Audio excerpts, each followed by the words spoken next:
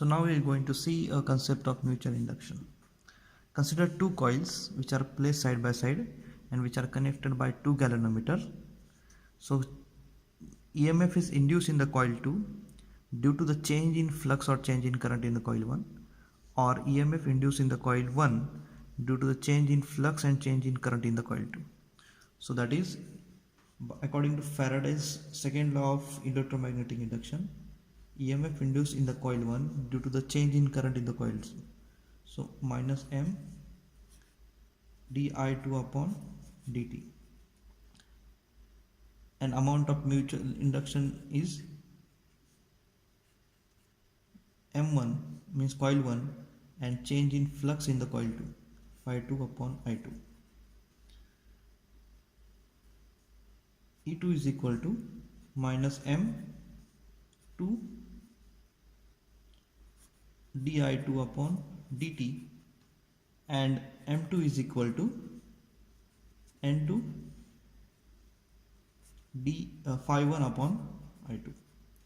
So that is EMF in coil 1 due to the flux in or change in current in coil 2, EMF in coil 2 due to change in current in the coil 1.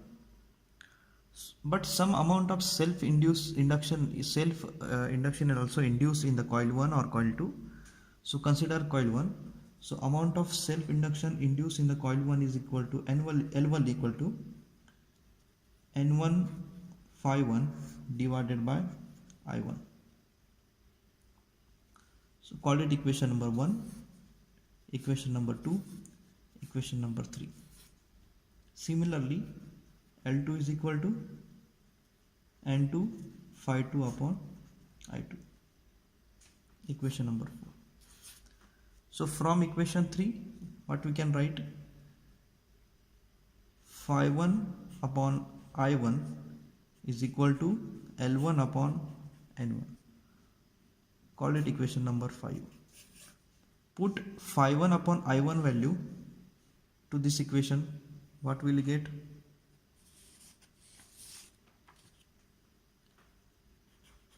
M2 is equal to N2 L1 upon N1. Call it equation number 6. And M1 is equal to, similarly M1 equal to N1 L2 upon N2. That is, we are putting the value of phi 2 I2 divided by L2 upon N2 in this equation. Instead of phi 2 I2, we put L2 upon N2. So we'll get this formula. But ideally, EMF induced at the coil 1 and EMF induced at the coil 2 is equal. Or in other way, we can say mutual induction induced at coil 1 and mutual induction induced at the coil 2 is same. So take M1 is equal to M2 is equal to M. So multiply 6 and 7, we'll get M1 multiplied by M2 is equal to M square is equal to N2 upon N1 L1 into N1 upon N2 L2. So this cancel out. So we'll get M is equal to square root of L1 L2.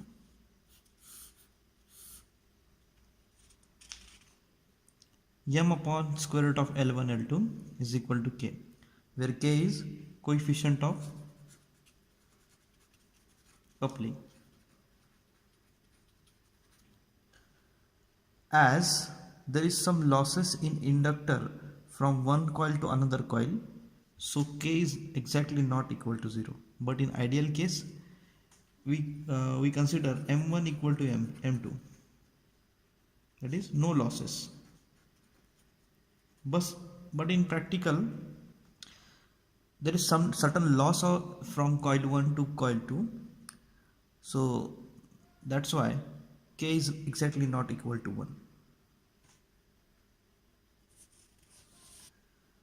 Now we're going to see a certain derived formula which is used to solve this MCQ. First formula is energy of inductor. Energy of inductor equal to U is equal to half Li square. Second is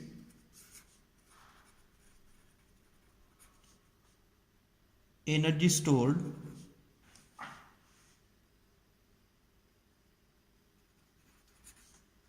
in magnetic field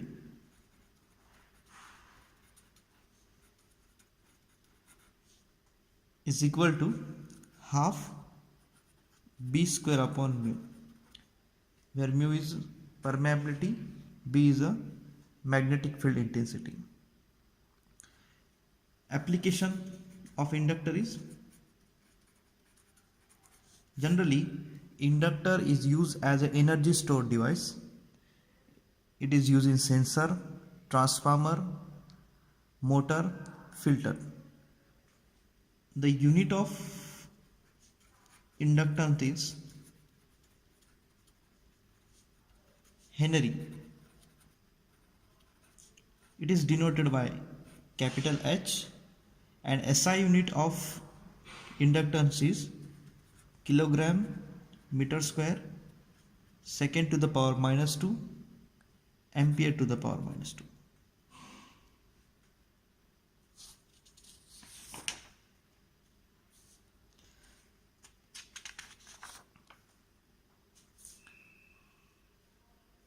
Now our next concept is capacitor.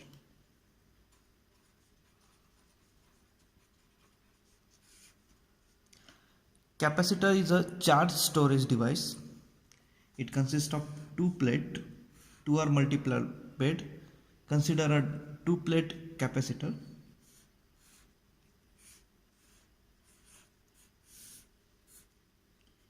It is connected across a voltage source.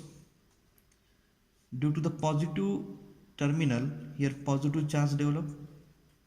The negative terminal, here negative charge develop. These two plates are separated by certain dielectric medium. Between two plates, the dielectric medium is there. It is either air or other insulating material, so that there is no direct contact between the two plates. Dielectric medium is such that it resists a DC, allows AC current through it. The capacity means ability to store the charge. Unit of capacity is farad. It is denoted by capital F symbol. So in general, formula for capacity is charge upon voltage.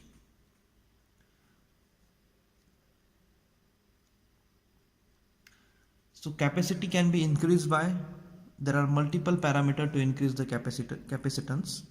First is increase the size of the plate. Second is decrease the distance between two plates. Or third approach is use a multiple plate capacitor.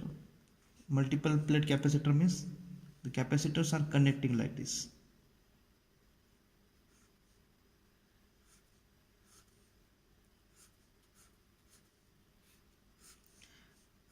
Here positive charge plate, this is negative charge plate.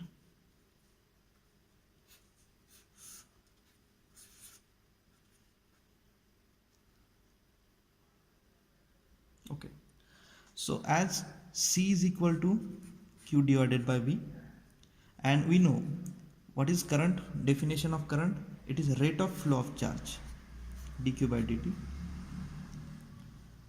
So from this equation, Q is equal to CV. Differentiate Q with respect to T. So dq by dt is equal to C dV by dt. So call it equation number 1, equation number 2.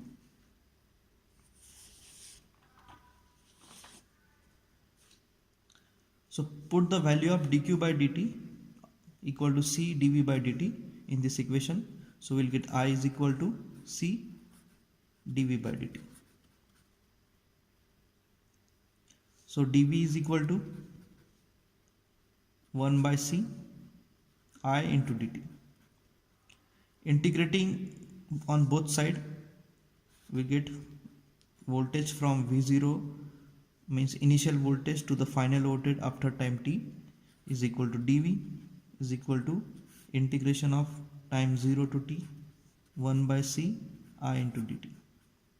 So 1 by C is constant, take out of derivative, and after solving this integration we'll get Vt minus V0 is equal to 1 by C integration of 0 to t I into dt.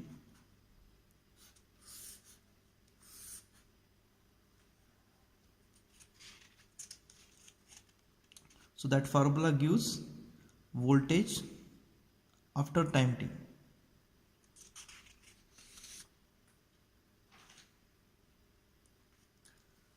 Power of capacitor is given by P is equal to V into I. So P is equal to V. What is I? I is C dV by dt. We already derived this I. Instead of I we can put this C dV by dt.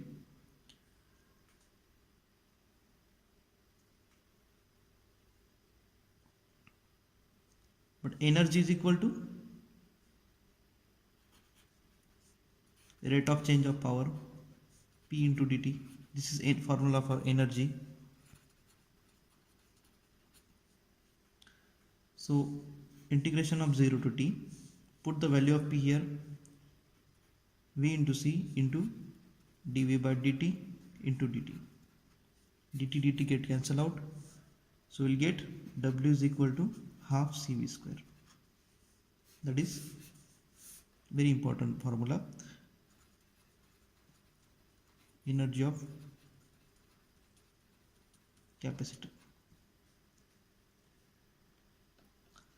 So from the summary of capacitor is, we can write summary. Voltage after time t given by 1 by C 0 to t I into dt plus V0.